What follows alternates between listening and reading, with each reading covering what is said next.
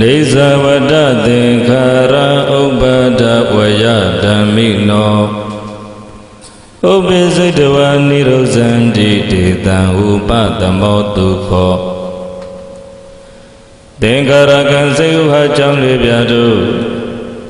Paunga Pyuma Pshipwa Yadi Dibumaka Dinkara Dayarudi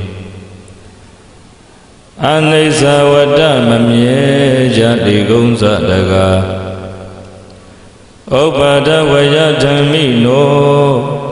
Pshiliyan Pyadon Chosunya Jendavoshi Jadi Gungi Ubizidwa Ajanji Nyudeka Pshipola Jagong Piwe Nirozandi Chandiyari Choyuen Pyasi Dwareka Chopyao Pyasi Yotongzan Shijadi Gungi Dedando Yuna Nadim Pshichin Pshichindo I Ubadamo Choya Niya Pshita Niban Anjinda Jidiga Dokho Chandaraga Rote Achanda Zonji Zenze Ahmambin Pshipa Virodadi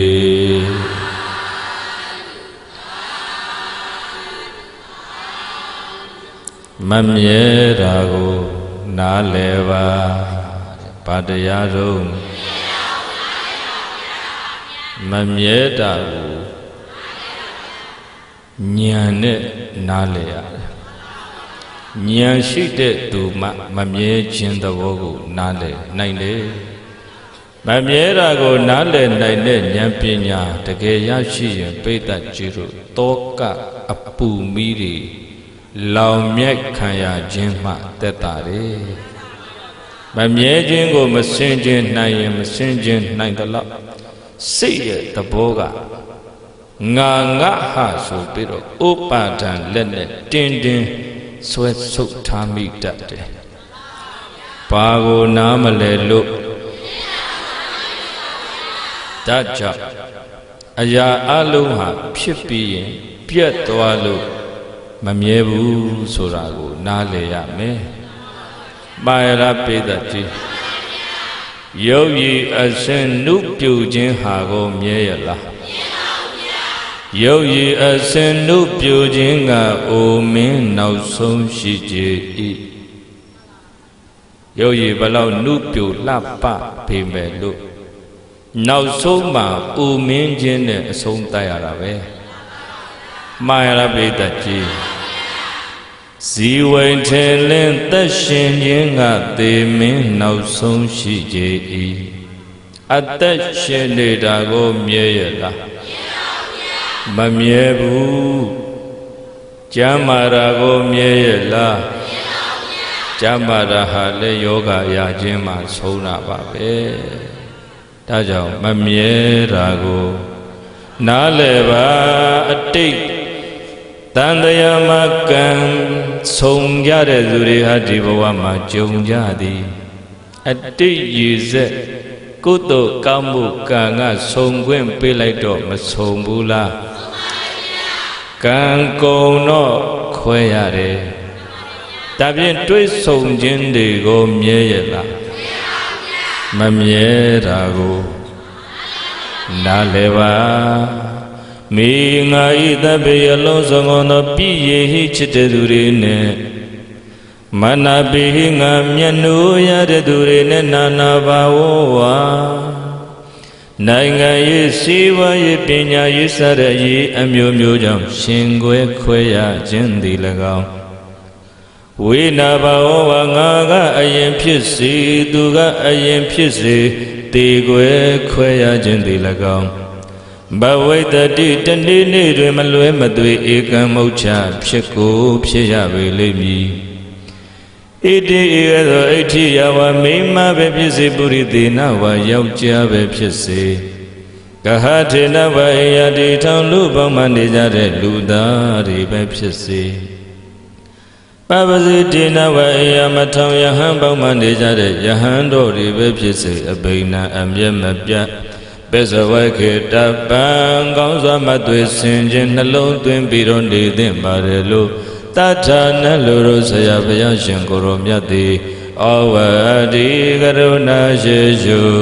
ဆုံးမတော်မူခဲ့ပါပေသတည်း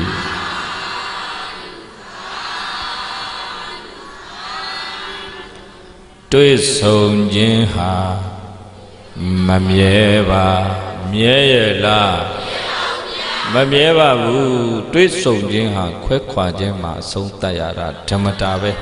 ပါရလားပြည်သက်ကြီးကိုချစ်တဲ့သားတွေသမီးတွေနဲ့ကောခွဲချိန်တန်ရင်ခွဲရတာပဲရှင်ခွဲလဲခွဲရတာတီခွဲလဲခွဲရတာပဲတဲ့ဘီရာပင်ကလေးတွေဟာ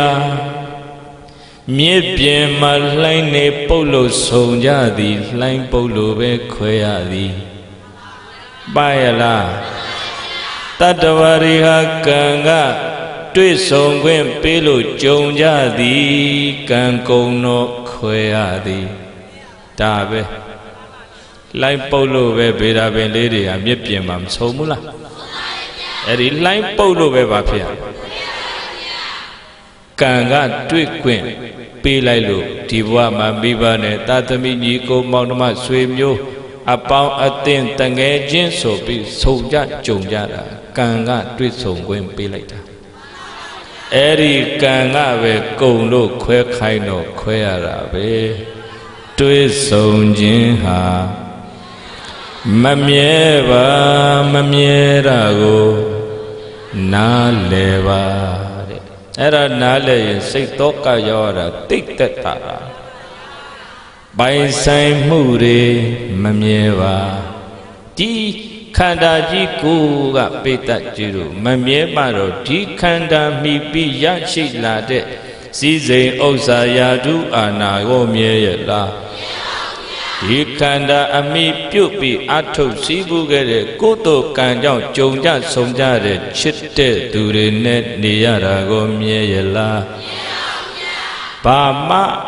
မမြဲဘူးမမြဲတာကိုနားလဲပါနားမလဲရင်ဘာဖြစ်တယ်လဲဆိုတော့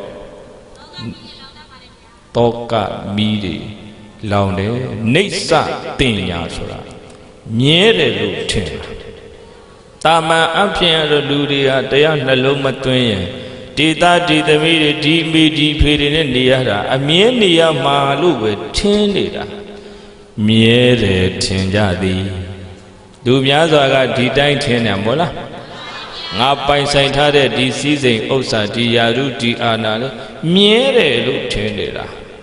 ဒီခန္ဓာရဲ့မမြဲပုံကိုပိဋကကြီးတို့အရင်ဆင်ခြင်ကြည့်ရမှာ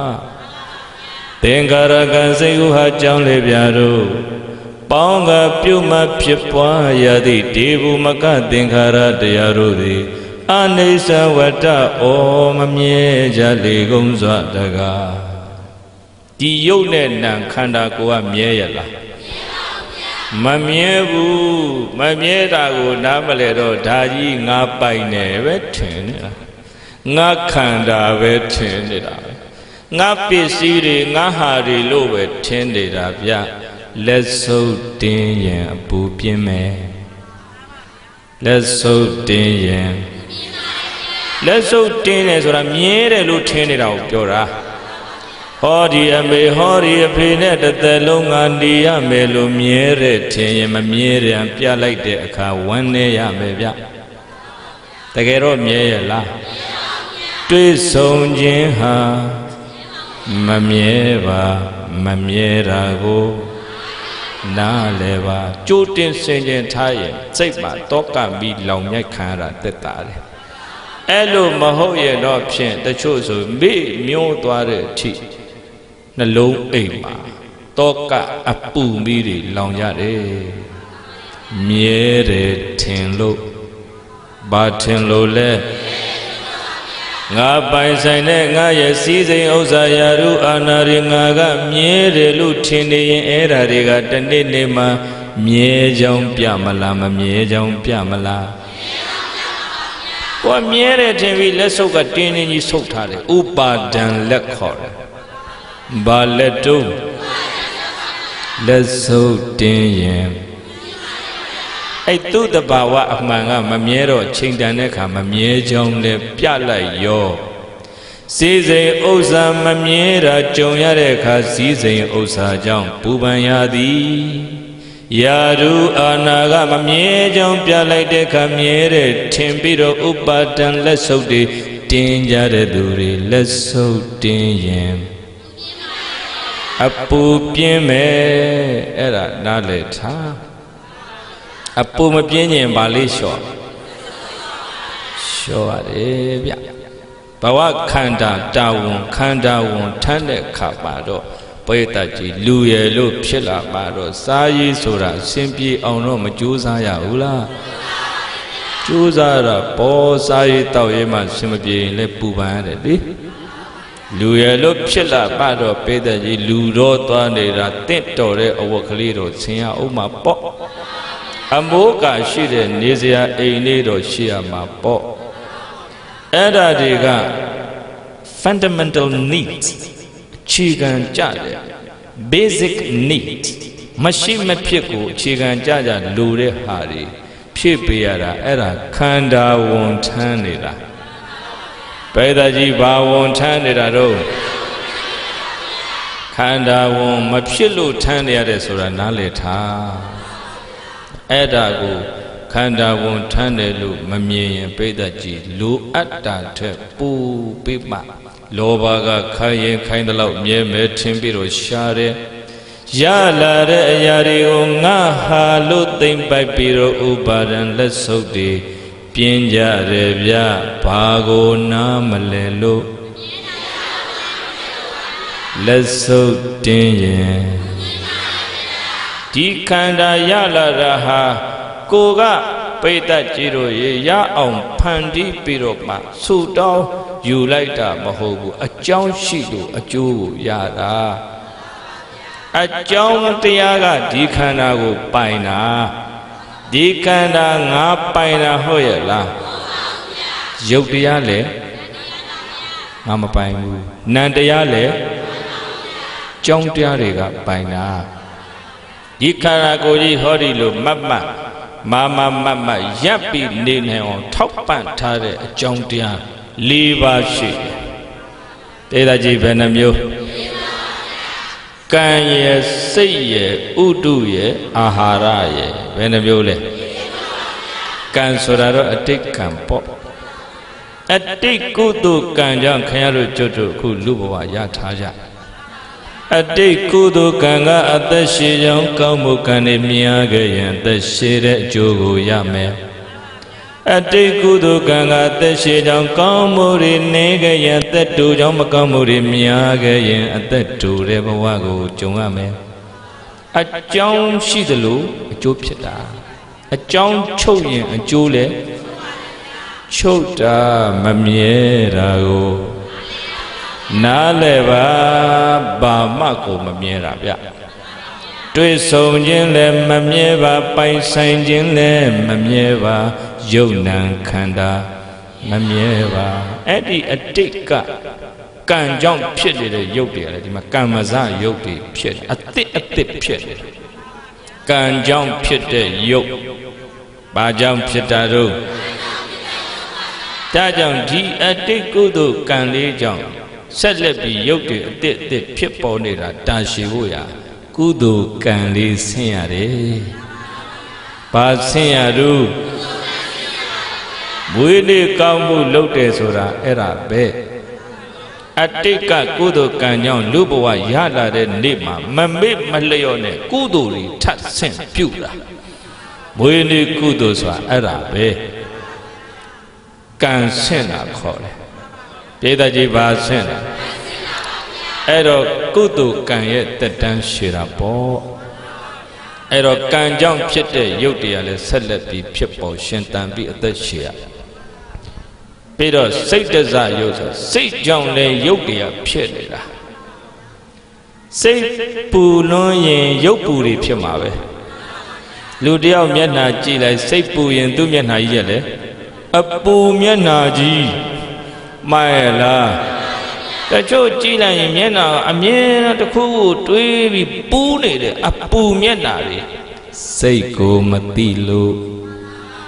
ဘာကိုမသိလို့စိတ်ကလေးကြည်နေရင်မျက်နှာလဲစိတ်ကလေးအေးနေရင်မျက်နှာလဲစိတ်ကလေးတည်ငြိမ်နေရင်မျက်နှာလဲစိတ်ကြောင့်ဖြစ်တဲ့ယုတ်စိတ်ကြောင့်လည်းယုတ်တရားအဲ့စိတ်ရဲ့အခြေအနေတိုင်းမှာဖြစ်ပေါ်နေတယ်ဒီယုတ်တရားကြီးဘိုင်းကနေလဲမသွားအောင်ထောက်ပံ့ပေးထားတာဟာကံရဲ့စိတ်ရဲ့ပြီးတော့ဥဒုပြင်ပကဥဒုတွေရှိတယ်အတွင်းကဥဒုအပူအေးတွေရှိတယ်ဒါကြောင့်တချို့ဥပမာနေပူစခါတဲ့ပါပင်ပင်ပန်းပန်းနဲ့အလုပ်လုပ်ရတယ်ငကိုယ်တော့သူ့မှာတော့ချမ်းချမ်းသာသာနဲ့မိဘနှစ်ပါးရဲ့အရေးအာဝါဒအောက်မှာနေရစဉ်တုန်းကမိဘတွေချမ်းသာတယ်ဆိုတော့ခြေမွေးမိမလောင်လဲမွေးမိမလောင်ပေါ့စေပါဥစ္စာယောပါလာလို့ဖြစ်ဖြစ်အိမ်တော်ကြသွားလို့ဖြစ်ဖြစ်ဘဝကိုရုန်းကန်ရပြီဆိုကြုံတယ်လို့ရုန်းကန်နေပူထဲမှာအလုပ်လုပ်တဲ့ကငကိုယ်တော့ဖြူနေတဲ့အသားလေးရပါဖြစ်ဥတုဇာယုတ်ဥတုအတိုင်းယုတ်တရားလည်းဖြစ်တယ်အဲ့ဒီလိုအတစ်ဖြစ်နေတာအဲ့တော့စားတဲ့တောက်တဲ့အစားတောက်တွေကြောင့်လည်းပဲနေ့တိုင်းယုတ်တွေအတစ်မဖြစ်ဘူးလားအာဟာရဇယုတ်ဒီယုတ်ကြီးဘိုင်းကနေလဲမသွားအောင်ထောက်ပံ့ပေးထားတာအဲ့ဒီအကြောင်းတရား၄ပါးဘယ်နှပါတော့ကံရဲ့စိတ်ရဲ့ဥဒုရဲ့အာဟာရရဲ့လူဘဝမှာရခဲ့တဲ့လူဘဝမှာအသက်ကိုရှည်ရှည်လေးတည်ပြီးတော့ကုသိုလ်ကောင်းမှုတွေများစုပြီးအောင်ပြုတ်တိုင်ဖို့ဆိုရင်ဒီတရားတွေရုပ်ဖြစ်ကြောင်းတရားတွေနားလည်ပြီးတော့မှရှင်းချင်းနေတတ်ရတာပေါ့ကံတရားကိုလည်းခုနလိုမွေးနေ့မှာကုသိုလ်ပြုပြီးဆင့်ပေးရတယ်စိတ်ဓာတ်ကလေးကိုလည်းအပူတောကတွေမလောင်အောင်တရားလေးနဲ့နှလုံးသွင်းပြီးထိမ့်တတ်ရတယ်စိတ်ပူနေပြီဆိုရင်ဘာတွေတွေးနေသလဲလို့စိတ်ကိုပြန်ကြည့်ရတယ်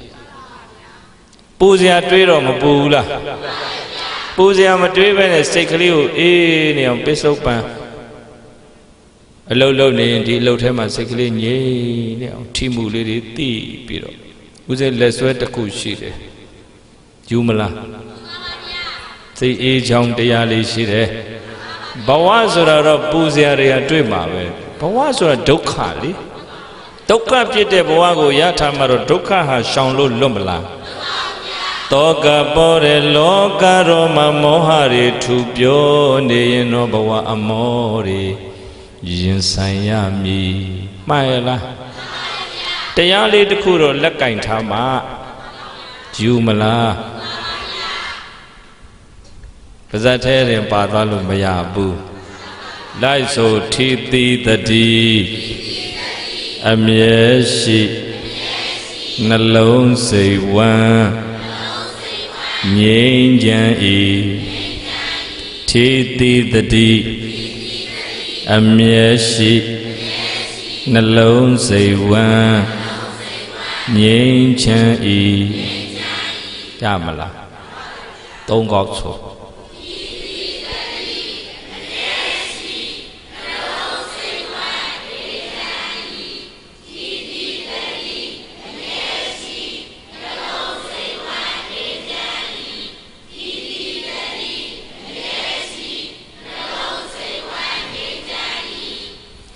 တိတိတတိအမြဲရှိအောင်ကြိုးစားရှုမှတ်တာကအကြောင်းတရား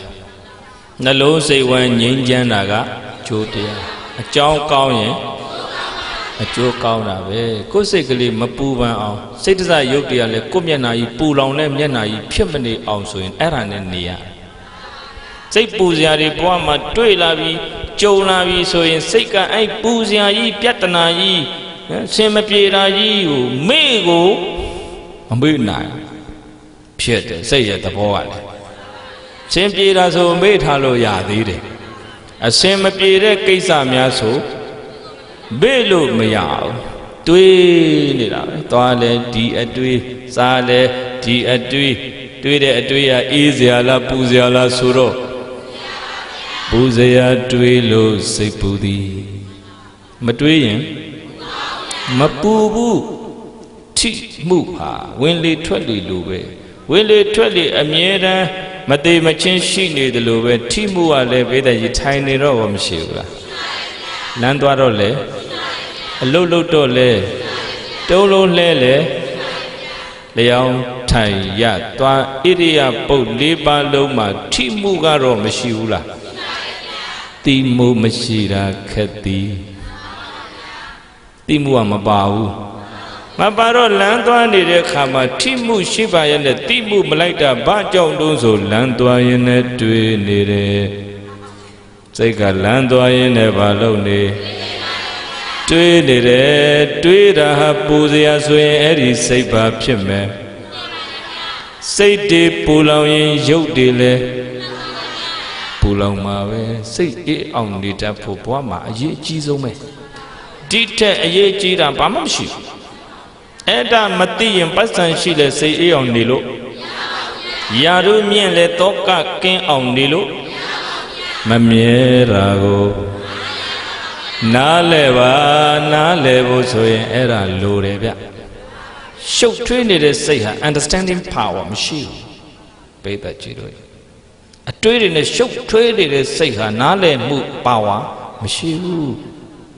စိတ်ရဲ့ understanding power မြင့်တင်ဖို့ဆိုလို့ရှိရင်အတွေးတွေလျှော့ရမယ်ဘာတွေလျှော့အတွေးတွေယော့သွားရင်စိတ်ကပေါ့သွားတယ်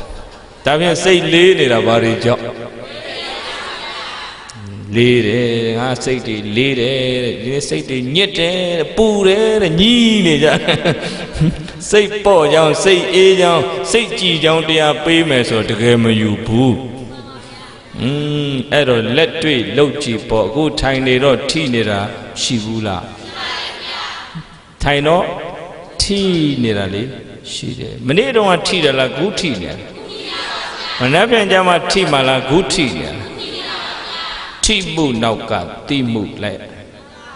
အဲ့ထိတာလေးကိုစိတ်ကလေးလှမ်းပြီးတိလို့မရဘူးလားထိတာလေးကိုတိနေရင်စိတ်ကလေးကပစ္စုပန်မှာမနေဘူးလားပစ္စုပန်မှာနေတော့အတိတ်ကိုတွေးတာနဲမသွားဘူးလားအနာဂတ်ပြေးတာတွေနဲမသွားဘူးလား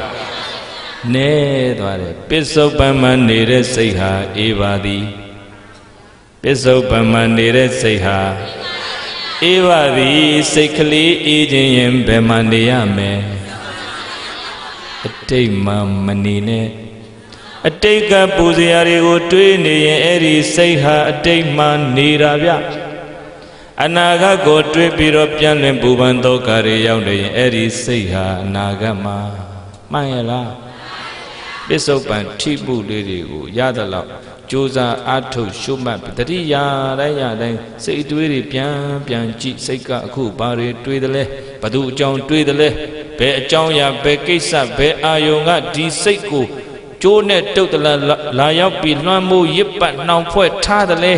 အဲ့ဒီအတွေးတွေကမြင်ရလားဒီလိုတွေးတော့ဘယ်လိုခံစားချက်ဖြစ်တယ်လဲဟိုလိုတွေးတော့ဘယ်လိုခံစားချက်ဖြစ်တယ်လဲ we have to be mindful of our mind and thoughts စိတ်နဲ့အတွေးကိုသိနေပါဘာနဲ့ဘာကိုသိ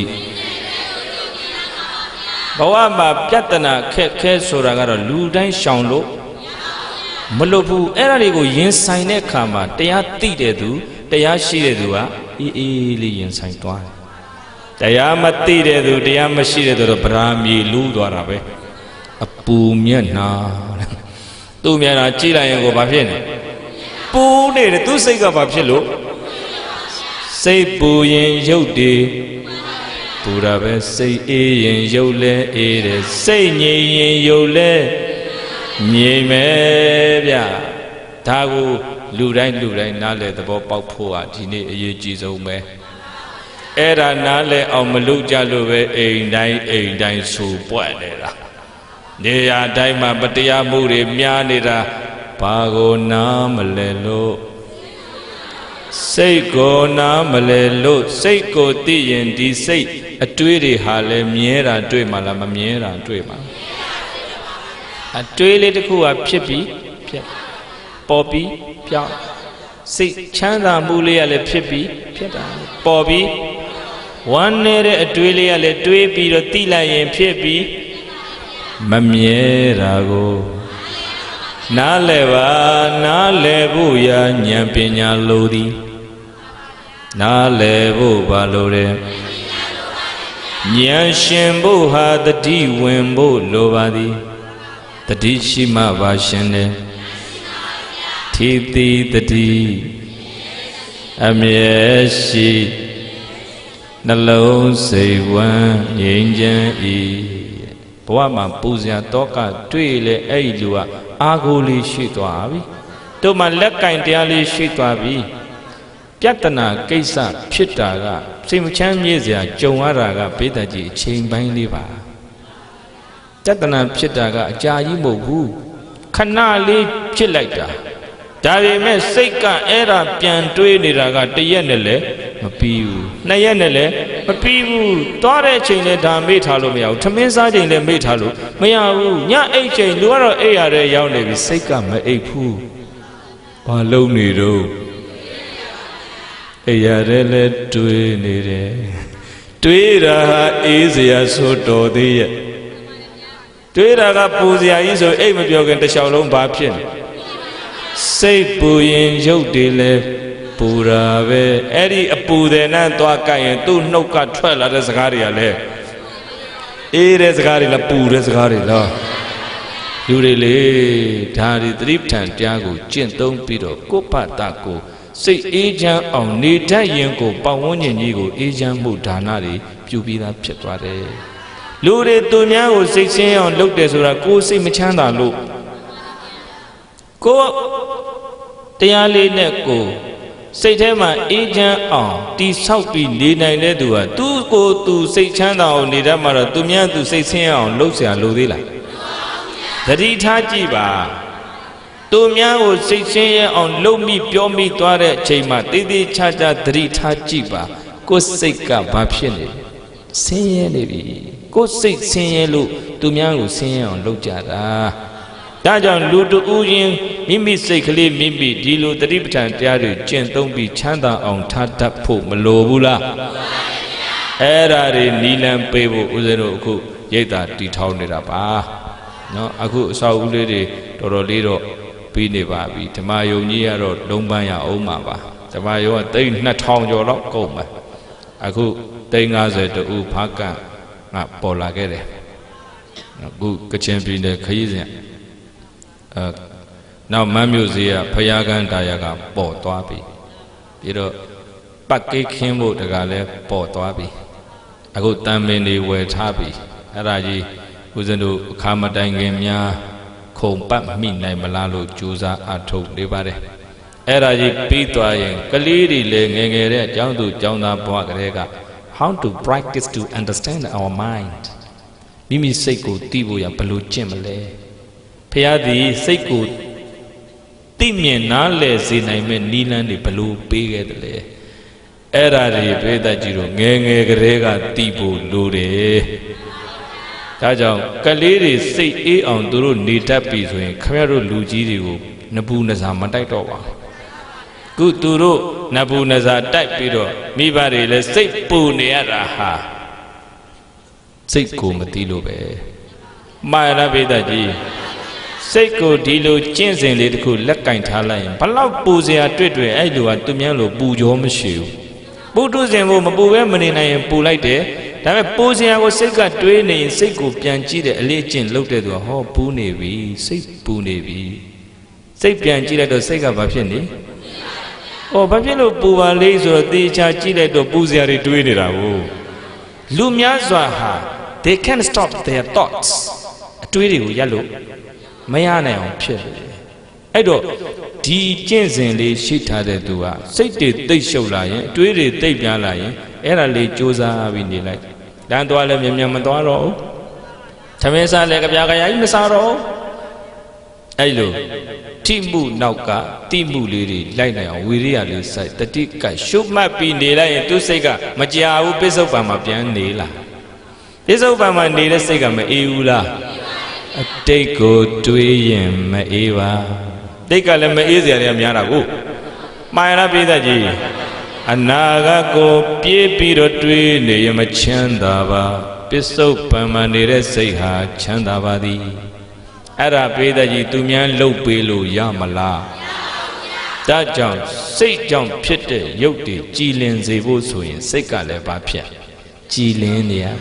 စိတ်ကြောင့်ဖြစ်တဲ့ရုပ်တွေအေးဖို့ဆိုရင်စိတ်ကလည်းအေးနေရမှာပိဿရုပ်မျက်နှာကြီးမညစ်ဖို့ဆိုရင်စိတ်ကလည်းမညစ်ပဲကြီးနေမှာစိတ်ကိုကြည်အောင်သူများထားပေးလို့ရမလားမရပါဘူးအဲ့ဒါနားလည်ကြအဲ့ဒါနားလည်ရင်ဒုဘဝမှာသာသနာနဲ့ကြုံတုံးလူဖြစ်တုံးတကယ်လို့အမှဘာလဲဆိုတာသိလာလိမ့်မယ်ဝိပဿနာမမြဲတာကိုနားလည်ပါအဲ့ဒါကိုနားလည်တာဝိပဿနာဘာပါလဲအဲ့တော့စိတ်ကြောင့်ဖြစ်တဲ့ရုပ်တွေစိတ်ကလေးကိုအေးအောင်ထားလိုက်ရင်ပိုအသက်ရှည်မှာသိကြတယ်စိတ်ပူရင်ဒီရုပ်တရားကလည်းပူတယ်နှလုံးသားတွေလည်းပူတယ်ခဏခဏပူလောင်နေတဲ့မီးလောင်ခံရတဲ့နှလုံးသားဟာကျွမ်းမှာပေါ့အသက်တိုးမလားရှည်မလားဒါပဲအဲ့တော့စိတ်ကြောင့်ဖြစ်တဲ့ရုပ်တွေကြည်အောင်စိတ်ကလေးကြည်အောင်ထားတဲ့နည်းတွေသင်ယူပါနာကြပါလေ့ကျင့်ပါဟုတ်ပြီလားဥတုနဲ့ပတ်သက်လို့လည်းမိမိခန္ဓာကအေးတဲ့ဥတုမှာမျှတသလားပူတဲ့ဥတုမှာမျှတသလားဆိုတော့ကိုယ့်ကိုယ်ဆင်ခြင်ရတာပဲဦးဇင်းတို့ဆိုလို့ရှိရင်အလယ်ပိုင်းဇာတိဖြစ်တော့မကွေးတိုင်းပင်ဘူးစကုဆိုတော့ပူတယ်လေငယ်ငယ်တည်းကအပူဒဏ်ခံရတော့ပူဒဏ်ကိုခံနိုင်ရှိတယ်တိတ်အေးတဲ့အေးဒဏ်ဆိုခံနိုင်မရှိဘူးအဲ့တော့ဒီခန္ဓာဟာအေးနဲ့မတည့်တဲ့ခန္ဓာကိုအေးတဲ့နေရာကြာကြာထားရင် तू အသက်တိုးမလားရှည်မလားညံလေအသက်ပါဆောင်ဥစ္စာပါဆောင်ဒါပြောတာဥတုလေးကိုလည်းပြင်ပြီးတော့နေနိုင်ရတာအာဟာရကြောင့်ဖြစ်တဲ့ရုပ်တွေရှင်သန်ပြီးတော့နေဖို့ဆိုရင်အာဟာရလည်းကိုယ်နဲ့တဲ့တာမတဲ့တာညံနဲ့ရွေးချယ်စားတော့တတ်ဖို့မလိုဘူးလားဒီခန္ဓာကြီးဘိုင်းကနေလဲမသွားတာအဲ့ဒီအကြောင်းလေးပါထောက်ပံ့ထားလို့တဲ့နေကြည့်လိုက်ပါလားစာမစားပဲအဲ့နဲ့နေတော့မလဲနိုင်ဘူးလားဘိုင်းကနေလဲသွားမှာဒါဖြစ်ရင်ဒီခန္ဓာကြီးတောင့်တင်းနေတာငါဆိုတဲ့အတ္တကြောင့်လားဒီအကြောင်းတရားတွေကြောင့်လားကံရဲ့စိတ်ရဲ့ဥရုရဲ့အာဟာရရဲ့အကြောင်းတရားကြောင့်ဖြစ်ပေါ်နေတဲ့ရုပ်ခန္ဓာဟာအကြောင်းတရားချုပ်ရင်ချုပ်မှာပဲချုပ်မှာပဲဟုတ်ပြီလားပြည်သက်ကြီးတတ်နိုင်တဲ့လောက်တော့ကုသိုလ်တရားတွေတိုးပွားအောင်ကြိုးစားဖို့ဝိပဿနာအားထုတ်ဖို့ရာဒီခန္ဓာကျမ်းမာရေးကောင်းအောင်ကတော့အဲ့၄မျိုးကိုပြုပြင်နေရတာကံလည်းဆင့်မှာမွေးနေမှာပါဆင့်စိတ်ဓာတ်ကိုလည်းအေးချမ်းအောင်တတိပဋ္ဌာန်တရားနဲ့ပြုပြင်နေထိုင်တတ်ရင်အသက်မရှည်နိုင်ဘူးလားဥတုလည်းဉာဏ်နဲ့ရွေးချယ်ပြီးတော့ခန္ဓာနဲ့တင့်တော်မြတ်တာအောင်ထားတဲ့ရင်ဒီခန္ဓာရှည်ရှည်ကြာကြာနေမှာပေါ့ဘလောက်ထားထားနောက်ဆုံးတော့မွေးလာပြီးရင်ဖြစ်လာပြီးရင်သင်္ခါရကံစိတ်ဥဟာကြောင့်လေဗျာတို့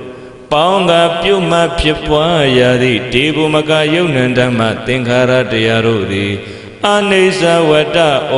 မမြဲကြလေကုန်စွာတကားဥပ္ပါဒဝယဓမ္မိနောဖြစ်လျင်ပြတ်သုံးချုပ်ဆုံးရခြင်းသဘောရှိကြလေကုန်စွာတကားဥပ္ပိစိတ်တဝါအကြောင်းညီညွတ်တဲ့အခါမှာဖြစ်ပေါ်လာပြည့်၍နိရောဇန်ဒီအကြောင်းတရားတွေကုံဆုံးသွားတဲ့အခါချုပ်ပြောက်ပျက်ဆုံးပျက်စီးဆုံးရှုံးရသဘောရှိကြလေကုန်၏ဒေသံတော်ယုံနာနှစ်သိန်းဖြစ်ချင်းပြက်ချင်းတို့ဤဝုပသမောချုပ်ရငြိမ်းရဖြစ်တဲ့နိဗ္ဗာန်ငြိမ်းတတ်ကြည်သည်ကဒုက္ခ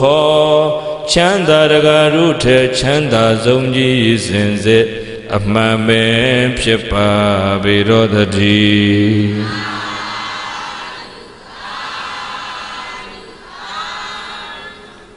အဲ့တော့ဒီယုတ်တရားကြီးမမရက်နေသေးတာဟာပိဋကကြီးငါရက်ချင်လို့တကယ်ရက်နေတာဟုတ်ရဲ့လားကြောင်းတရားတွေရှိလို့ကြိုးတရားဖြစ်နေတာဗျဒါဖြင့်ဒီယုတ်ကိုငါပိုင်မပိုင်ပါဘူးပိဋကကြီးအတိတ်ကုသိုလ်ကံကမင်းသေတော့ဆိုသေလိုက်ရတာပဲတော်ပြီမင်းလူဘဝသက်50ပဲနေဆိုတစိ့ခတ်လိုက်ပြီးသား မွေးလာကြတဲ့ပိဋကကြီးမရဏတစိတ်ကခတ်လိုက်ပြီးသားမမြဲတာကိုနားလေပါနားလေဖို့ရာတိညာလိုတယ်ဘာလို့လဲ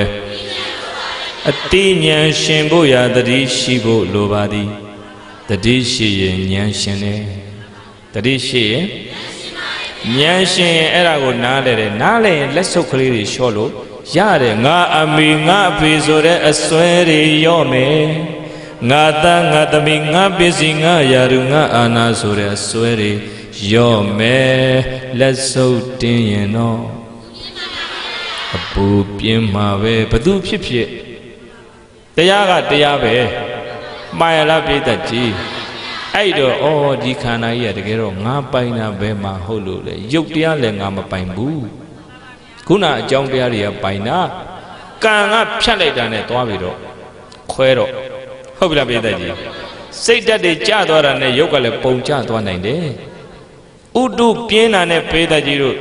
သိနိုင်တယ်ဥတုဇရုပ်ဒီရုပ်ဥတုကပိုင်ထားတာဒါကိုငါဟာလုံနေတော့လက်စုပ်တင်းရင်ဒီခန္ဓာတကယ်တော့ကိုပိုင်ရလားပိုင်ပါဘူးအေးလွန်သွားတဲ့အခါတက်ကြီးတဲ့သူတွေကြက်ပြီးသေတတ်တာပဲအပူလွန်လုံးရင်လည်းပြည့်တဲ့ကြီးမခံနိုင်မှုရုပ်ကအဲ့တော့ကိုတကယ်ပိုင်ရလားမမြဲတာကိုနားလဲပါနားလဲရင်စိတ်ပူရာသက်သာမယ်ဗျမှားရလားပြည့်တဲ့ကြီးအဲ့ကြောင့်တရား၄ပါးပိုင်တာပါခုချက်ချင်းအစားမကြည့်ပါလားသွေးတို့ရှိတဲ့သူတွေအုံတို့ခေါက်ဆွဲဆိုင်သိသွားတာမနေဘူးပဲအာဟာရကပိုင်တာငါတကယ်မပိုင်ဘူးစိတ်ကောပိုင်ရလားပိုင်ဘူးပိဋကကြီးတို့ငါမြင်တယ်ဆိုငါမြင်တယ်ဆိုငါပဲထင်နေတာပါမြဲတယ်လို့ထင်ကြသည်လက်ဆုပ်တင်လို့ပါပြင်းသည်ဒါကိုသဘောပေါက်ကြဥပမာမြင်စိတ်ကလေးတစ်ခုကဲမြင်စိတ်ကလေးတစ်ခုဖြစ်ပေါ်ဖို့ရမျက်စိအကြည်ထက်ကောင်းဖို့မလိုဘူးလားလိုတယ်မြင်စရာအာယုံရောရှိဖို့မလိုဘူးလားဟုတ်ပြီမျက်စိအကြည်ထက်ကောင်းတယ်မြင်စရာရှိတယ်ဒါပေမဲ့မီးတွေပြတ်သွားကြည့်ပါလား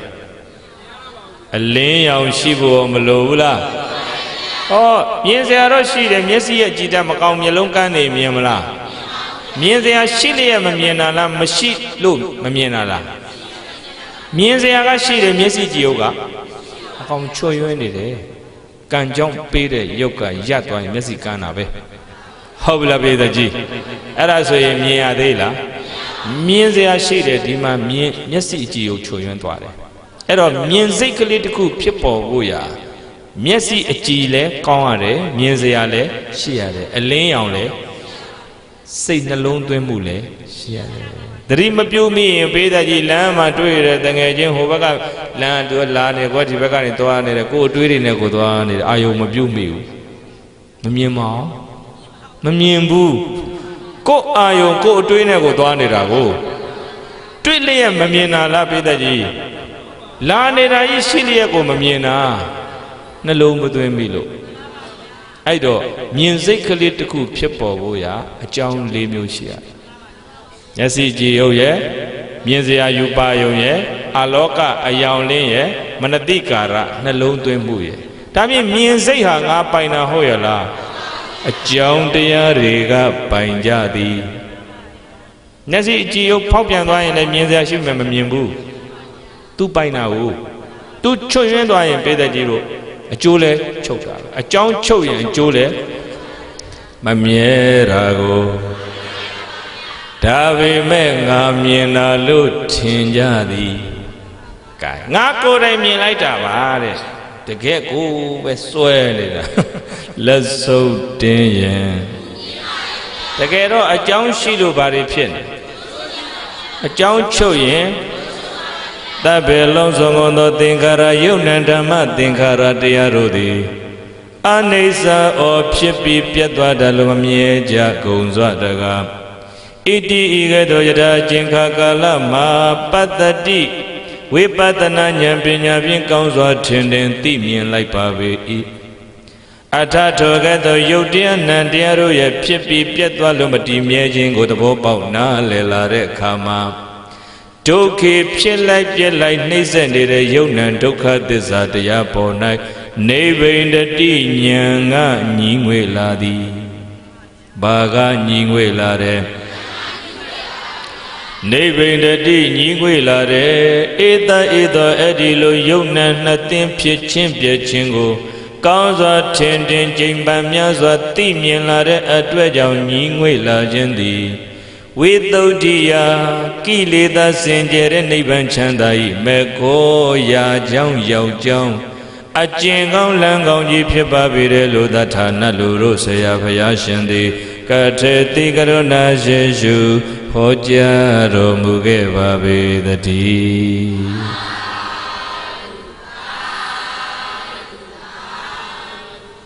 အဲ့ဒီရုပ်တရားတန်တရားတွေမတည်မြဲပုံကိုဝိပဿနာဉာဏ်နဲ့တကယ်သိမြင်လာရင်တဲ့ပေတကြီးတို့နိဗ္ဗိန္ဒတိညီငွေလာလိမ့်မယ်။ခင်ဗျားတို့ကျွတ်တို့ယုတ်နံခန္ဓာပစ္စည်းဥစ္စာယာတုအာနာတွေပေါ်ငါပိုင်တယ်လို့ဟုတ်ထင်ပြီးလက်ဆုပ်တင်းနေတာဟာဘာကိုနားမလဲလို့မမြဲတာကိုနားလဲပါအဲ့ဒါကိုနားမလဲရင်စွဲတွေထူလာလိမ့်မယ်ငါဟာလို့ပစ္စည်းကိုသိမ့်ပိုက်ထားရင်အဲ့ဒီပစ္စည်းလေးပျက်စီးသွားတာနဲ့ငါရင်လည်းပူပြီဘာကိုမသိလို့ဘာကိုနားမလဲလို့နားလဲသင့်ပြီဝိပဿနာအာမထုတ်ရင်တော့ပေတကြီးတို့ရေနားလဲဖို့ရမဖြစ်နိုင်ပါဘူးတကယ်တမ်းပြောရရဲ့အနိစ္စဒုက္ခအနတ္တဆိုတာပရိစိတ်တွေကိုနဲ့ပေတကြီးတကယ်မမြင်ဘူးအဲကြောင့်အခွင့်တာတုံးကြုံကြိုက်တုံးမှာဝိပဿနာအလုပ်အားထုတ်ကြရမှာအဲ့ဒီကြမှာစိတ်ကလေးကိုမငြိမ်တဲ့စိတ်ကိုတွေ့ပါပြီလမ်းသွားရင်လည်းတွေ့နေတယ်သမင်းစားရင်လည်းတွေ့နေတယ်ဈေးရောက်ရင်လည်းတွေ့နေတာလည်းမသိအဲ့တော့ပူဇာဆိုလူတွေကပူနေတာအဲ့ဒါပဲဒါကိုနားမလဲတော့ဘသူကြောင့်ဘယ်ဝါကြောင့်နင်းကြောင့်ငါစိတ်ပူဟာရှုပ်ကွာနေလက်ညှိုးတွေထိုးပြီးပြဿနာတွေကမဆုံးတော့မမြဲတာကိုနားလဲပါ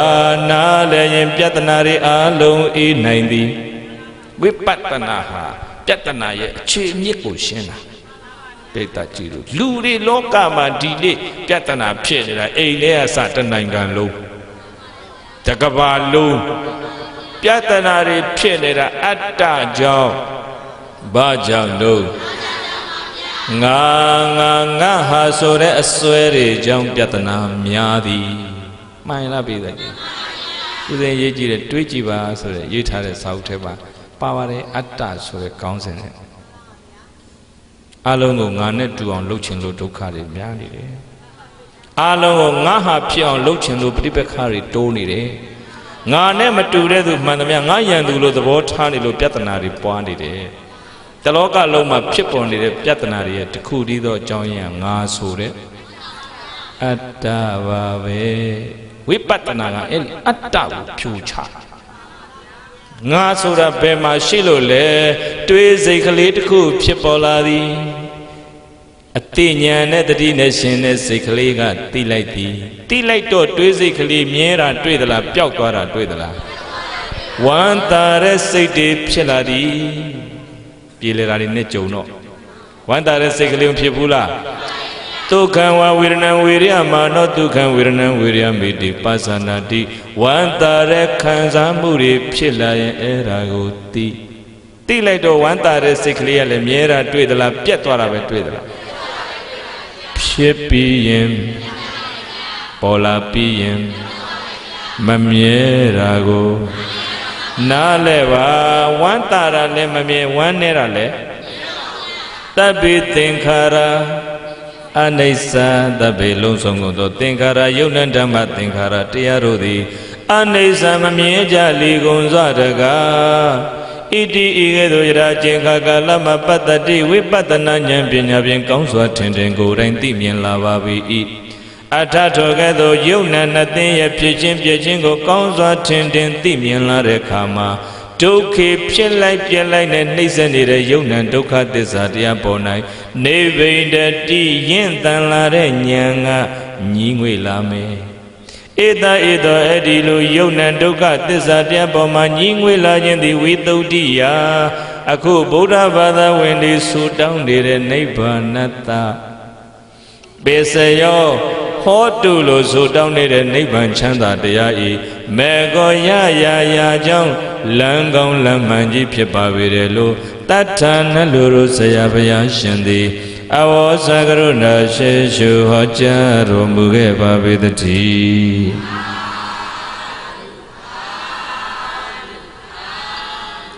မမြဲတာကိုနားလည်ပါနားလည်ဖို့ဉာဏ်လိုသည်ဘာလို့လဲအဲ့ဒီဉာဏ်ဟာစာအုပ်တွေကမရောက်နိုင်ဘူးမရနိုင်ဘူးတကယ်အနိစ္စလက္ခဏာကိုမြင်နိုင်တဲ့ဉာဏ်ဟာပေတတ်ကြီးတည်ငြိမ်တဲ့စိတ်တမာတိရှိတဲ့စိတ်ပေါ်မှာတည်ဆောက်ထားတဲ့ဝိပဿနာဉာဏ်နဲ့မှမြင်နိုင်တယ်တဲ့။ကိုင်းအဲ့တော့ပေတတ်ကြီးတကယ်နားလည်ဖို့ရဘာအားထုတ်ရမှာဝိပဿနာအားထုတ်ရပါလူငယ်တွေစိုးစိုးစီးစီးဓာဟုသိစီခြင်းတယ်။ဦးဇင်းတို့တရားစခန်းမှာခက်ကြမ်းကြမ်းကြီးမလုပ်ပါဘူး။မလုပ်စမ်းနာယူဝက်ကစားထိုင်တယ်။နာယူဝက်ကို15မိနစ်လောက်ကပြောပေးတာခွေဖွင့်ပြီးတော့နာရင်းနဲ့ထိုင်တာ။နော်ပြီးရင်ဇဉ္ဉံလေးထားလျှောက်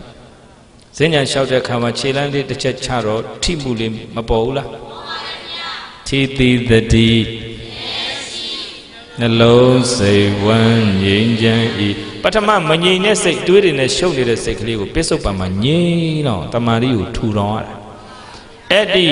အတွေးတွေတိတ်ပြီးပစ္စုပန်မှာစိတ်ကလေးငြိမ်သက်လာပြီဆိုရင်အတိတ်အကြောင်းလည်းမရောက်တော့အနာဂတ်စီလည်းမပြန့်တော့ဘူးဆိုရင်စိတ်ကငြိမ်လာအငြိမ်နေတဲ့တမာရီနဲ့ရှင်တဲ့စိတ်မှာတွဲပြီးဖြစ်လာတဲ့ဉာဏ်ပညာကအတွေးကြည့်ကြည့်ရုပ်ကြည့်ကြည့်နာမ်ကြည့်ကြည့်ထွင်းဖောက်ကြည့်တဲ့အခါတပ္ပေသင်္ခါရအနိစ္စဖြစ်လာပြီးရင်မွေးလာပြီးရင်မမြဲတာကိုအဲ့ဒီကြမှာတကယ်နားလည်ပါငယ်ငယ်ရွယ်နဲ့နားလည်သွားရင်ပိဋကကြည့်လို့ငယ်ငယ်ရွယ်နဲ့အပူမတက်တာဟုတ်လားအမြင်မှားလို့ပူရသည်အမြင်မှန်ရင်အေးပါမည်ဟုတ်ပြီလားဒါကြောင့်ငယ်ငယ်ကျောင်းသူကျောင်းသားတွေအတွက်ကျောင်းပိတ်ရက်တွေမှာဓမ္မသင်တန်းတွေလက်တွေ့ကြကြပို့ချပေးဖို့စိတ်ကူးရည်ရွယ်ချက်တွေရှိတယ်ဓမ္မယုံကြီးကိုင်းလုံအားပေးလိုက်ကြပါဦးအဲ့တော့ဦးစင်းစိတ်ကူးကတော့အခုလှုပ်လို့ရတဲ့လောက်လှုပ်ပြီးတော့ခုံပတ်မိပြီဆိုရင်လုံအားပေးဖွဲ့တွေနဲ့အဲ့ထက်မှာမြေတွေဖိုးမယ်ကြောက်တွေဖိုးမယ်ပြီးရင်ရေလားရေလေးဖြန်းလိုက်ပြီးဆောင်းလိုက်အဲ့ဒီလိုမျိုးအခါမီအောင်တော့ကြိုးစားနေပါတယ်အဲ့ဒါမှအများစုပေါင်းတရားအထုတ်လို့ရမှာခုတော့ရောက်ဖူးတဲ့သူတွေသိတဲ့အတိုင်းပဲဆွမ်းစားကြောင်းဇယကလေးက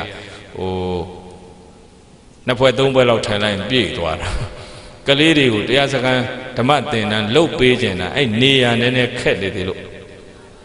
လူငယ်တွေအတွက်ပိုအရေးကြီးနေပြီလူငယ်တွေကိုစိုးစိုးစီးစီးမိဘတွေကလည်းဉာဏ်အမျှော်အမြင်ကြီးကြီးနဲ့ဗုဒ္ဓတရားတော်တွေနဲ့နီးအောင်လမ်းမညွှန်နိုင်ရင်တန်ဃာတော်များဆရာများကလည်းပဲဒီလူငယ်တွေရဲ့အည်ချင်းတွေကိုကောင်းမွန်တဲ့ဘက်ရောက်အောင်လမ်းတဲ့မပေးနိုင်ရင်ဘီယာဆိုင်တွေများလာပြီအရက်ဆိုင်တွေပေါ်လာပြီတတိတပက်တရားဆိုလားပဲလက်ဖိတ်တစ်ခွက်ဘယ်လောက်တုံးလက်ဖိတ်တစ်ခွက်က200ရန်တစ်ပက်ကဘယ်လောက်ဆိုဒီဘုန်းကြီးတော်စတ်စုတယ်လုံးမနေနဲ့ဓမ္မကတိကဆိုတော့စတ်စုရတာပဲဩခင်ဗျားတို့ကိုတတိပေးဖို့လူငယ်တွေကိုအမြင်မှန်ရှိစေခြင်းသည်မိသားစုတွေရက်ွက်တွေမန္တလေးမြို့ကြီးတွေမြမပြည်ကြီးတွေသားကောင်းယရနာသမီးကောင်းယရနာတွေဖြစ်စေခြင်းသည်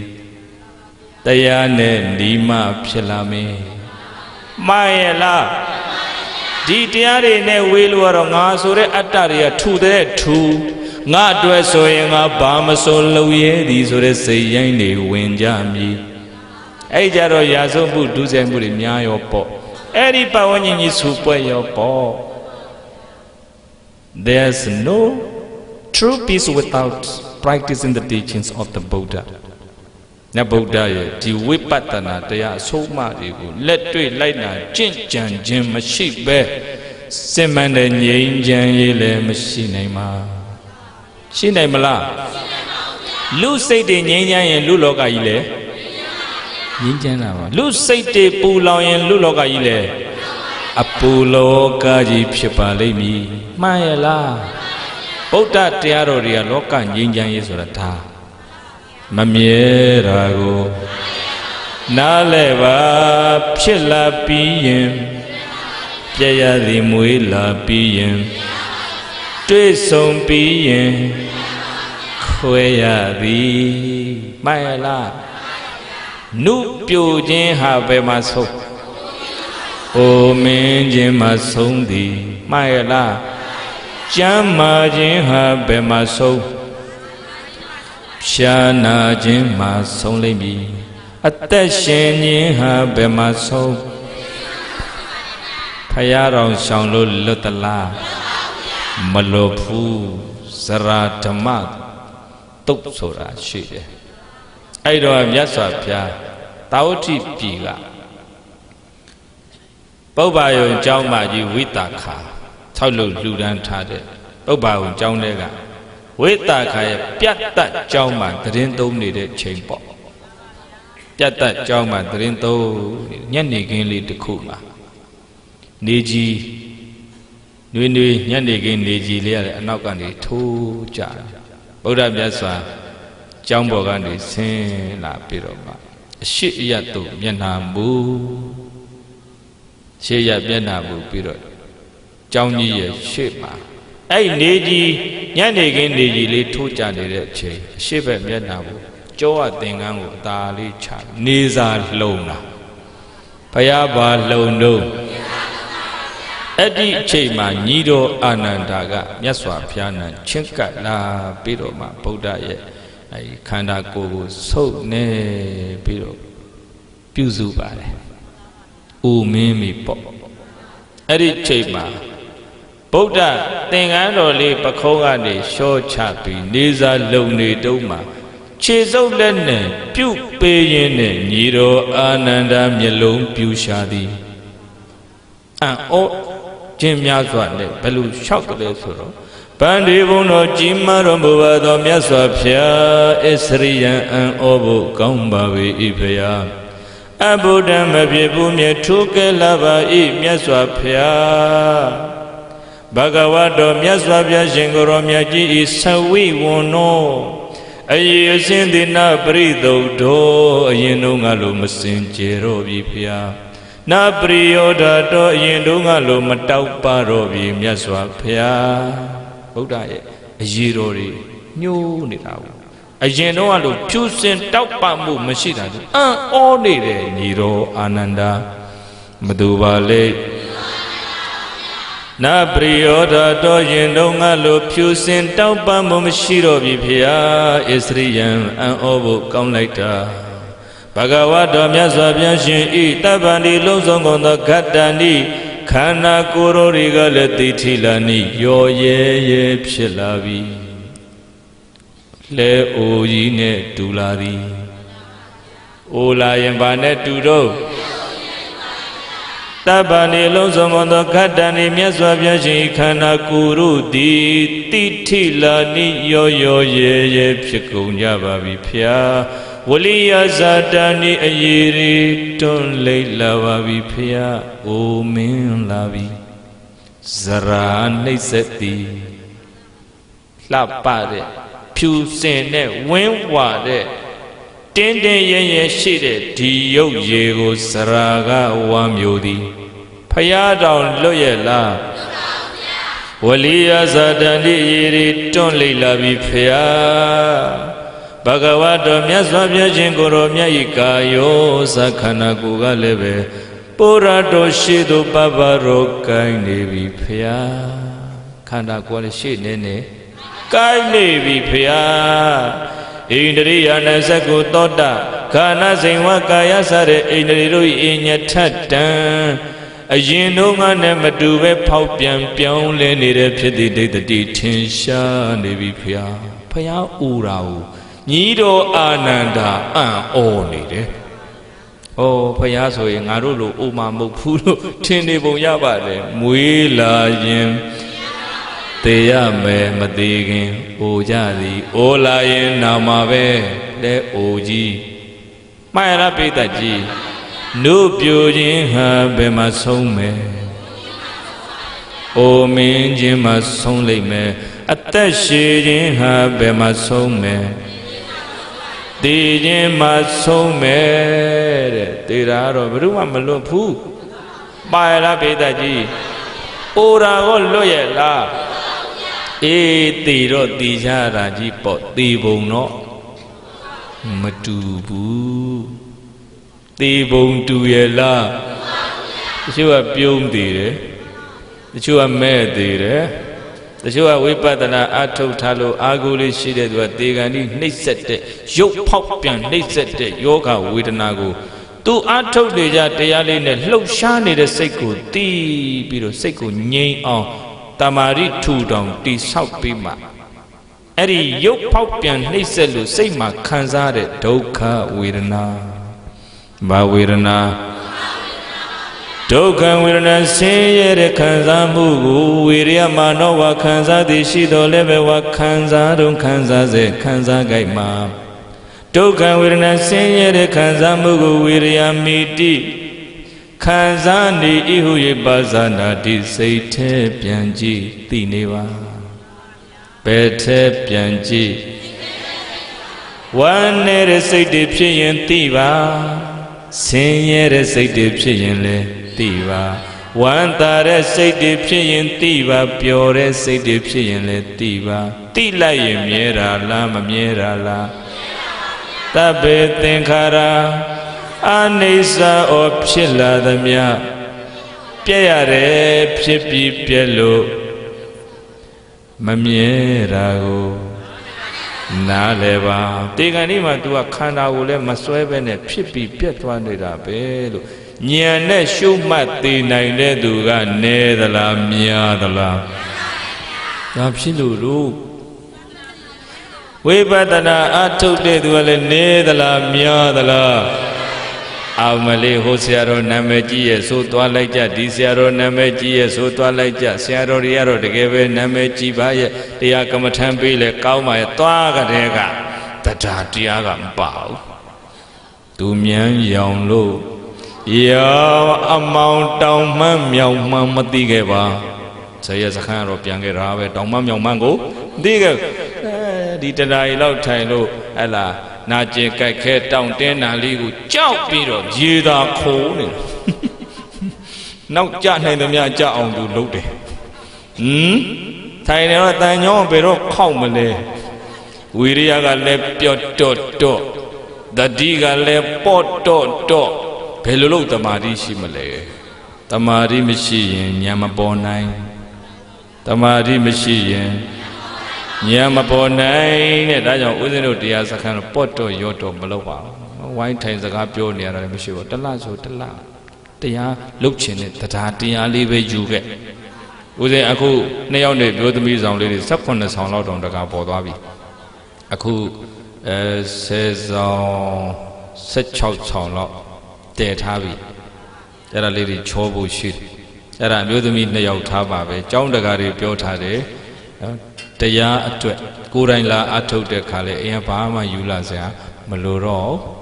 ဒီမှာခြေနှောင်တစ်လုံးခြေနှောင်နှလုံးခေါင်းနှလုံးအေးခဲနှစ်ခုစောင်းလေးနှစ်ထည့်ဟုတ်ပြီလားနောက်ဆုံးသွားတိုက်စီသွားတိုက်တန်ရေချိုးဘက်ကစားဘာမှမလိုအဲ့လိုမျိုးတရားစခန်းလှုပ်ချင်တာကျုပ်ဖွင့်ရင်ခင်ဗျားတို့ဝင်ကြီးမတောင်းဘူးရှင်းရှင်းပဲဝင်ကြီးလည်းမတောင်းဘူးပေါ့ပေါ့ရောလှုပ်ရင်တော့ပြန်ပြီတော့ပဲကြောက်ဟုတ်ပလားတရားအားထုတ်လို့တဲ့တရားနဲ့ကိုယ်ဘဝလေးကိုတလားဆိုတလားဆဲဆိုဆဲရဲ့ငြိမ်းအေးအောင်နေတဲ့နီးလေးငါသွားတင်ကြည့်မယ်အဲ့တရားလေးတစ်ခုလေးယူလာခဲ့ နော်ဟိုအခါတွင်းတို့တင်းညံတွင်းတို့ဘာလို့ဆိုတော့များမှာပေါ့မများရင်တော့အေးလေးတွေပါလိုမှာပေါ့တကယ်တလတရားစခန်းဆိုဝါတွင်းကာလအစမယ်ဟမ်လူဦးရေကန့်သက်ခြင်းနဲ့ပဲလက်ခံနိုင်အောင်မှာပါဒါရလို့လဲဆိုတိဆောက်ဆဲကာလဆိုတော့အလုပ်တွေကများတယ်တကယ်တော့တရားစခန်းကြရင်ဥစဉ်ကအလုပ်တွေရပ်ထားရင်10ရက်လောက်ဆိုရင်တော့ရပ်လို့ရတယ်ခုပြီးခဲ့တဲ့ဝါတွင်း10ရက်စပြီးလုပ်ပါတယ်ကျောင်းတွင်းနဲ့အပြင်အသိမပါပါဘူး2ယောက်ပဲပါပါတယ်တလာကြီးကြတော့ဓမ္မယုံကြီးကဟိုဝင်ငွေရှိလူသူရှိဆက်လောက်ရမှာဆိုတော့ဒါကြီးမြန်မြန်ပြီးမှအများအထိုးလို့ရမှာဘူးတကယ်တော့အလုပ်တွေအကုန်ရပ်မှာကောင်းတာအဲ့တော့အများကြီးလက်မခံသေးဘူး30သို့မဟုတ်50လို့မှန်းပါတယ်ဘာမှအဲ့လိုခံဖို့ကြယူလာစရာမလိုတခုတည်းတရားတရားလေးယူခဲ့ပါပါဠိတို့မြတ်စွာဘုရားဟောတဲ့တရားတွေကငါကိုယ်တိုင်ကိုယ်ကြတကယ်တရားတရားနဲ့ကြိုးစားအားထုတ်ကြည့်ရင်ငါစိတ်နှလုံးငြိမ်းအေးမှုကိုအတိအကျအသေးချာပေးနိုင်တဲ့တရားလို့တရားပေါ်ယုံကြည်တဲ့တကယ်လုပ်ချင်တဲ့တရားတရားလေးပါလာရင်ဒီဘုန်းကြီးမရှိရင်ထွက်ဟောပြီးစားစရာရှာပေးပါမယ်အခုစံနေစုထားပြီးဟုတ်ပြီလားတရားစကားကြရင်တော့ဥစဉ်ဟိုလိုစွန့်တကာကွန်းတကာလဲဒီလိုနေ့စဉ်ကြီးလို့မရှာဘူးစိတ်ကူးတယ်တလာကြီးဆိုကုသိုလ်ရှင်ပဲလွဲမှာလေအဲ့တော့ဟိုဆံလုံလောက်တယ်ဆိုရင်ဆံမလိုဘူးဆံလူစရာမလိုဘူးစီလိုရင်စီလိုမဲ့စီလူရင်လူဟင်းနေတိုင်းဖန်တီးပေးဖို့ရဟင်းအတွက်လူချင်းလူဒါပဲအဲ့တလအတွင်းမှာကိုယ်အစဉ်ပြေတဲ့ရက်လာကတ်ချင်တယ်လာကတ်လက်အဲ့လိုလုပ်ဖို့စိတ်ကူးပါဝါဆိုတဲ့နေ့ကစပြီးတော့ဝါကောင်လပြည့်ထိတလဖြစ်မယ်နော်အဲ့တော့နောက်ကြရင်တော့အပေါဝါကလှည့်ပြန်ဟုတ်ပလားဘေးသားကြီး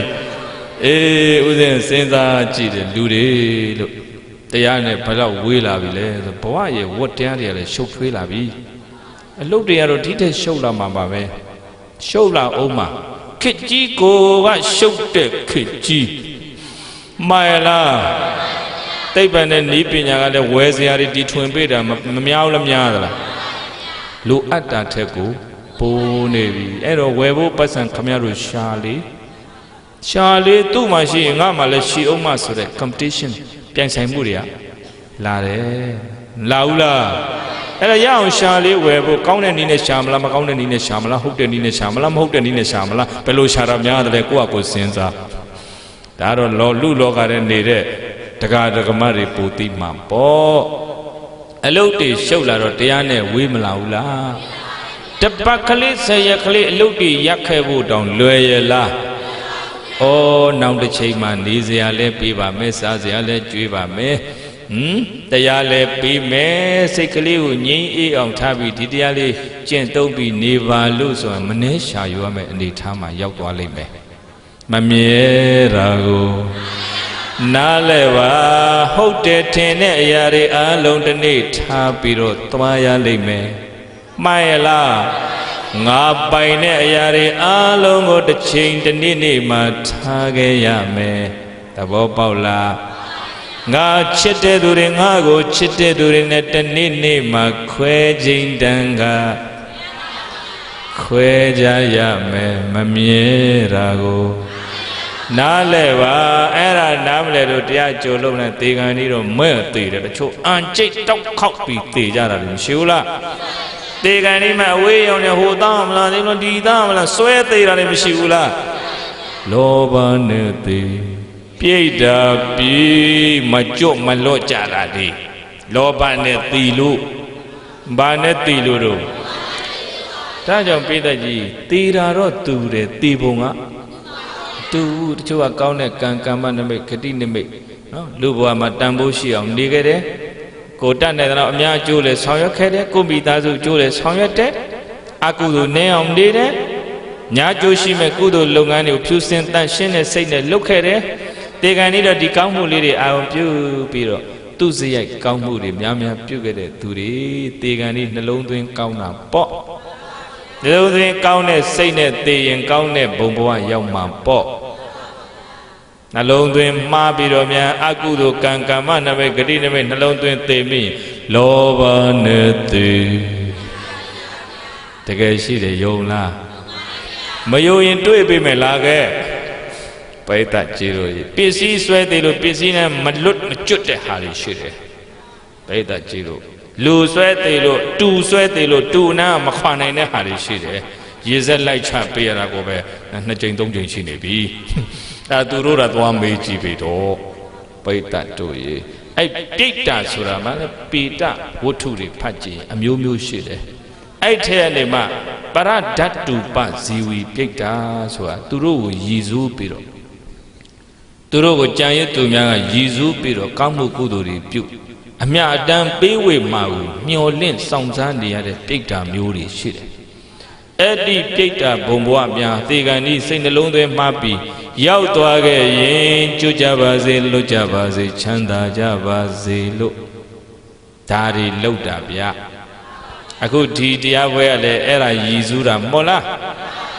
သူတို့ပိဋကဘဝမရောက်လို့ဟဲ့လားကုသိုလ်ကောင်းမှုအာယုပြုနှလုံးသွင်းကောင်းတဲ့စိတ်နဲ့တည်လို့ကောင်းတဲ့ဘဝရောက်ရင်လည်းဒီကုသိုလ်ကိုမရဘူးလားကိုကအရင်ရတာပါပြီးမှသူတို့ကိုရည်စူးပြီးအမျှဝေရတာသူတို့ကမျောလင့်နေလို့တာတုခေါ်နိုင်ရင်ကိုကအဝတ်ထဲလှူပြီးအမျှဝေသူတို့မှအဝတ်ထဲရကိုကစားစရာဆွန်းဘောဇင်များလှူတန်းကြွေးမွေးပြီးတော့အမျှဝေသူတို့မှစားစရာရအဲ့ဒီလိုရည်စူးပြီးတော့အမျှဝေရတာပေတဥဒိတဒါနာလို့ခေါ်ဘာဒါနာ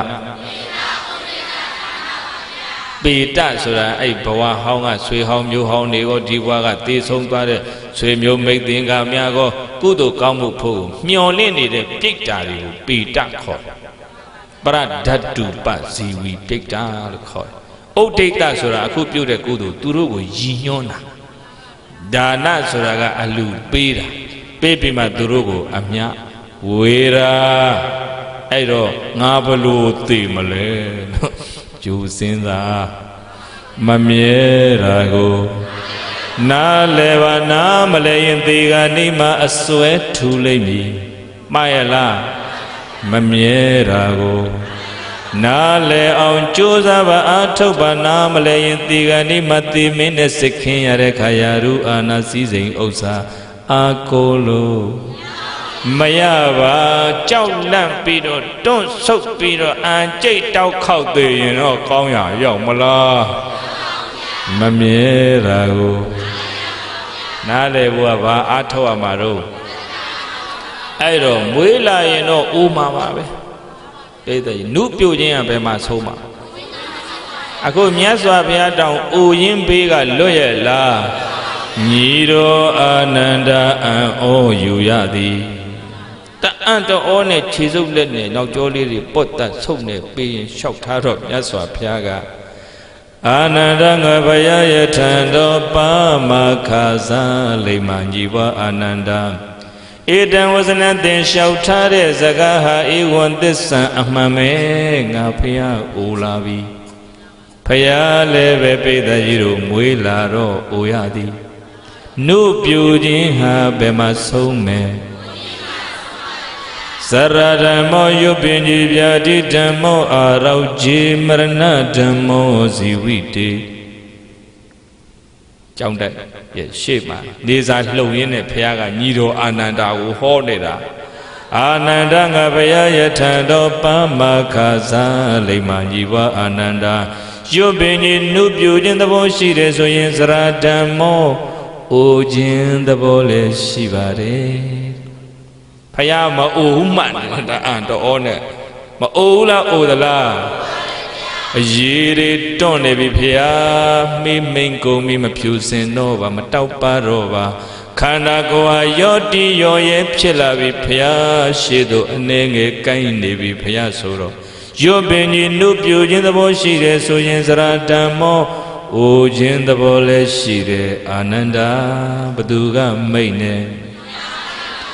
ဗျာတိဓမ္မောအာရောဂျေနာယောဂကင်းခြင်းသဘောရှိလက်သောဗျာတိဓမ္မောနာခြင်းသဘောလည်းရှိတယ်ဒီဟာတွေဆင်ခြင်ထားမှာနုပြိုတဲ့ရွယ်မှာနုပြိုခြင်းရဲ့လမ်းဆုံးအိုမင်းခြင်းကိုဆင်ခြင်မထားရင်ယုပ္ပနမန္တတတေဘာမန္တုငါငယ်သေးတော့ပဲတရားလှုပ်ရှားမလိုပါဘူး ပထမရွယ်မှာပညာရှားမှာတဲ့တရားတော့မရှားပညာရှားရင်ငယ်ငယ်နဲ့သိသွားကြတာမရှိဘူးလားတရားနဲ့တွေ့အောင်မလားမမြဲတာကိုနားလည်ပါအောင်မလားရှားမမရှားပဲပညာပဲရှားတယ်ဘွဲ့ပဲရသွားတယ်တရားတော့ရှားလို့လားမရှားလို့လား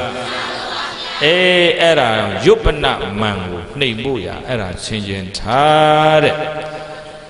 ကျမ်းမာခြင်းသဘောရှိရင်ဖြားနာခြင်းသဘောလည်းမရှိဘူးလားဩကိုအမြဲတမ်းကျမ်းမာနေမယ်လို့မထင်ကြနဲ့အဲ့ဒါကျမ်းမာတော့မှနာခြင်းသဘောဆင်ခြင်ထားရင်မနာခင်မှာတရားရှာမိမှာပေါ့ဆိုတော့ငါကျမ်းမာသေးတာပဲတဲ့ငါအလုပ်လုပ်နိုင်ပါသေးတယ်ငါရှာနိုင်ပါသေးတယ်ရှာပေါ့ဒုတိယအရွယ်မှာဥစ္စာရှာတဲ့တရားတော့မရှာအဲ့တော့ဥစ္စာတော့ရခြင်းရမှာပေါ့တရားတော့မမြဲတာကိုတရားမှမရှာရင်နားလည်ပါဦးမလားနားလည်သင်ပြီဘာအထုံးမှနားလည်မှာတို့အဲ့ဒါအာရောက်ကြမှန်ဆိုတာတက်တက်တယ်အာနန္ဒအိုညီဘအာနန္ဒဇီဝိတေသက်ရှင်ခြင်းသဘောရှိတယ်ဆိုရင်မရဏဓမ္မောတည်ခြင်းသဘောလေရှိတယ်သက်ရှင်ခြင်းဟာဘယ်မှာဆုံးမယ်မဟုတ်ဘူးလားအဲ့ဒါမေ့နေကြမေ့နေကြတော့မနေ့ဖြင့်ဒေဥတဲ့ဖြောခံမဲ့ကြက်တီချင်းကြီးနဲ့တည်သွားတာပြင်ဘူးလားမနေ့ဖြင့်သူတို့ဒေဥတဲ့ရောက်တော့မှာတိရဲ့လားမသိတော့ကြက်ချင်းထဲမှာတကောင်နဲ့တကောင်သူ့ခေါင်းစိတ်လိုက်ကိုယ်ခေါင်းစိတ်လိုက်ကြက်ချင်းထဲမှာကြက်တီရံဖြစ်နေတာဘာကိုနားမလဲလို့ဒီနေ့ဟိုအိမ်မှာလဲတကြက်ကြက်ဒီအိမ်မှာလဲတကြက်ကြက်မိသားစုတိုင်းဆူလို့ပွက်နေတာဘာကိုနားမလဲလို့မသိခင်မှာကုသိုလ်ကံပေးလိုက်လို့တွေ့ဆုံနေရတဲ့တွေ့ဆုံခြင်းတွေဟာယံဖြစ်ဖို့ဖြစ်နေတာနှမျိုးစရာမှန်လားပိဿကြီးမသိခင်လေးတွေ့ကြုံနေရတဲ့ချိန်မှာမေတ္တာတရားနဲ့မဆက်ဆံနိုင်ကြတော့ပါညီကိုချင်းချင်းလည်းမေတ္တာဓာတ်တွေခန်းချောက်လာတာမောင်နှမချင်းချင်းလည်းမုံတရားတွေများလာတာဘာကိုနားမလဲလို့နားလေသင်ပြီသွင်းတာဘောကပြောတယ်မို့လားတရားတို့ကဘာတွေသွားနားလေနေမှမသိပဲတရားကိုနားလေရမှာဘာကိုနားလေရမှာတော့မမြဲတာကိုနားလေပါတဲ့ဗျအဲ့ဒါနားလေဖို့မြတ်စွာဘုရားကညီတော်အာနန္ဒာနောက်ကဂုတ်ပိုးလေးတွေဆုပ်ပေးနေကြောကုန်းလေးပွတ်တက်ပြီးပြုစုနေတုံးမှာဇီဝိတေသက်ရှင်ခြင်းသဘောရှိတယ်ဆိုရင်မရဏဓမ္မောတည်ခြင်းသဘောလေရှိတယ်မသိခင်မှာပိဋကကြီးအမုန်းနေနဲ့ဆက်ဆံတာကောင်းသလားမေတ္တာနဲ့ဆက်ဆံတာကောင်းသလားဒါပေမဲ့တရားနဲ့တရားကြည့်တဲ့မျက်လုံးတွေမှာမေတ္တာဓာတ်တွေခန်းချောက်နေတာဘာကိုနားမလဲလို့နားလေသင်ပြီအဲ့ဒီအတွက်ဒီတရားဟောတာပါမဟုတ်ရင်တော့ဘဝတက်တန်းတူတူလေးအတွင်းမှာအမုန်းနေနဲ့ကုန်ကြမှာရံဖြစ်ချင်းနဲ့ပဲကုန်ဆုံးကြမှာပဲမှန်ရလားပိဋကကြီးအဲ့တော့နုပြူခြင်းဟာအိုမင်းခြင်းမှာဆုံးမယ်ညီတော်အာနန္ဒာကိုဘုရားကဟောတာဘုရားကိုယ်တိုင်မအိုဘူးလားမနာဘူးလားဝမ်းတော်လာတဲ့ယောဂရပါသည်ဒါနာခြင်းကလွတ်လို့လားမလွတ်လို့လားသက်ရှင်ခြင်းဟာဘယ်မှာဆုံးမယ်ဘုရားကိုပိဋကကြီးတို့လူပြောတော့မသေးရဘူးလားမွေးလာသမျှတွေ့ဆုံခြင်းဟာဘယ်မှာဆုံးမယ်မေငါဤတပေအလုံးစုံကောင်းသောပြည့်ရည်ချစ်တဲ့သူတွေနဲ့မနာပေငါမျက်နှိုးရတဲ့သူတွေနဲ့နာနာပါဝဝအမျိုးမျိုးသောကြောင့်ရှင်ခွဲရခြင်းသည်၎င်းဝိနာပါဝဝငါကအရင်ဖြစ်စေသူကအရင်ဖြစ်စေ တေခွဲခွဲရခြင်းဒီ၎င်းဘဝိတ္တိတနေ့နေ့တွင်မလွဲမသွေဧကံမုတ်ချဖြစ်ကိုဖြစ်ရပေလိမ့်မယ်လို့အဘိနာမြဲမပြတ်ပစ္စဝကိတပံကောင်းစွာမသွေစင်ခြင်းနှလုံးသွင်းပြီးတော့နေရမယ်လို့တတ္ထာနလူရောဆရာဘုရားရှင်သည်ကထေတိကရုဏာရှိရှုဟောကြားတော်မူခဲ့ပါပေတည်း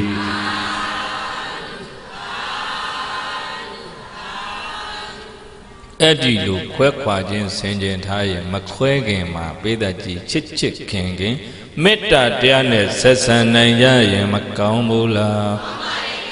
ကောင်းတော့ကောင်းတယ်ဒါပေမဲ့ဟိုအိမ်မှာလဲဒီအိမ်မှာလဲမိသားစုတိုင်းစုလို့ပွဲကျဲတကြက်ကြက်မိသားစုတွေဖြစ်နေတာဘာကိုနားမလဲလို့နားလေသိပြီအဲ့ဒါနားလေလာပြီဆိုရင်ခန့်တို့ကျွတ်တို့ဆူတောင်းတဲ့နိဗ္ဗာန်နဲ့လေနီးလာပြီလို့သဘောပေါက်ကြ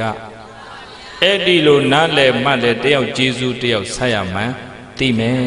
ကွယ်လွန်သွားတဲ့သူတွေကိုခုလိုအဲ့လားရည်စူးကောင်းမှုပြုတယ်ဆိုတာအဲ့ဒီရှင်တန်စင်တို့ကရှိခဲ့တဲ့ကျေးဇူးတွေကိုအောက်မေ့ပြုတာမှန်လားပိဋကကြီးအဲ့ဒီကုသိုလ်တရားတွေကတော့နိဗ္ဗာန်ရောက်သည့်အထိကောင်းမွန်စွာအကျိုးပေးပါလိမ့်မယ်မမြဲတာကိုတပ္ပေလုံးစုံကုန်သောသင်္ခါရယုတ်နံဓမ္မသင်္ခါရတရားတို့သည်အနိစ္စဝတ္တဩမမြဲကြလေကုန်စွာတကားဣတိဤကဲ့သို့ယရာချင်းခါကာလမှာပညာယဝိပဿနာဉာဏ်ပညာဖြင့်ပတ္တိကောင်းစွာထင်ထင်သိမြင်၍လာပါ၏အထထောကဲ့သို့ဝိပဿနာတရားအားထုတ်ပြီးတော့တည်ငြိမ်တဲ့စိတ်ဓာတ်အပေါ်မှာတိဆောက်ထားတဲ့ဝိပဿနာဉာဏ်ပညာဖြင့်ယုတ်တရားနံတရားတွေခဏမစဲဖြစ်ပြပြောင်းလဲသွားနေတာကိုကောင်းစွာထင်တင်သိမြင်လာတဲ့အခါမှာ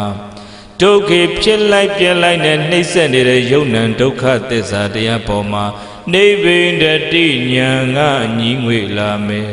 ။ဘာကညီငွေလားဧတဧသောအဲ့ဒီလိုယုတ်တရားနံတရားဒုက္ခသစ္စာတရားပေါ်မှာဉာဏ်ဖြင့်ညီငွေလာခြင်းသည်ဝိသုဒ္ဓိယဗုဒ္ဓဘာသာဝင်တွေအလုံးစုတောင်းနေတဲ့ကိလေသာစင်ကြယ်ရာနိဗ္ဗာန်ချမ်းသာဤမေကောရာကြောင်းရောက်ကြောင်းလမ်းကောင်းလမ်းမှန်ကြီးဖြစ်ပါပေတယ်လို့တထာနလူတို့ဆရာဘုရားရှင်ကိုရောမြတ်ကြီးသည်ကထေတိရွှေနှုတ်တော်လေးဖွင့်၍ကျူးရင်ဟောကြားတော်မူခဲ့ပါပေတည်း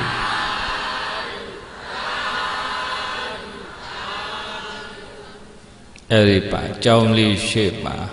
ပြုစုနေတဲ့ညီတော်အာနန္ဒကိုဘုရားကအဲ့ဒါနားလည်ဖို့ဟောခဲ့တာညီဘွားအာနန္ဒအသက်100ပဲရှည်ရှည်တဲ့နောက်ဆုံးပဲမှဆုံးသတ်သေခြင်းမှာဆုံးရတာပဲကွယ်တဲ့သေမင်းဆိုတဲ့မရဏ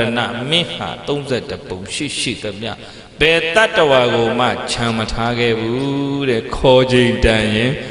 ခေါ်တာပဲအလဲကြရင်လိုက်ရမယ်ပြင်ဆင်ထားဘာကိုနားလဲအောင်ပြင်ထားနားလဲရင်တော့ပိဿကြီးနေရတဲ့ကာလမှာလေအစွဲဟဲ့လားရော့တဲ့အတွက်ကြောင့်စိတ်ပေါ်ပါတယ်မှန်ရလားကုသိုလ်တရားတွေတိုးဖို့ဆိုရင်လည်းအဲ့ဒါနားလဲရမှာနားလဲအောင်ကဘာအားထုတ်ရမှာအဲ့ဒီလိုကြိုးစားအားထုတ်ပြီးတော့ပါဝိပဿနာဉာဏ်ရင့်တန်ပြီးပဲဉာဏ်ဖုန်ဉာဏ်အထိရရှိအောင်အားထုတ်ဖို့လူဖြစ်လာတာသာသနာနဲ့တွေ့တော့မဲ့ဒီခွင့်ရရတယ်ဆိုတာသဘောပေါက်နားလည်၍အားလုံးစစ်မှန်တဲ့ချမ်းသာတရားကိုဝိပဿနာဉာဏ်မဲ့ဉာဏ်ဖုန်ဉာဏ်တို့ဖြင့်ရှာဖွေတွေ့ရှိနိုင်ကြပါစေ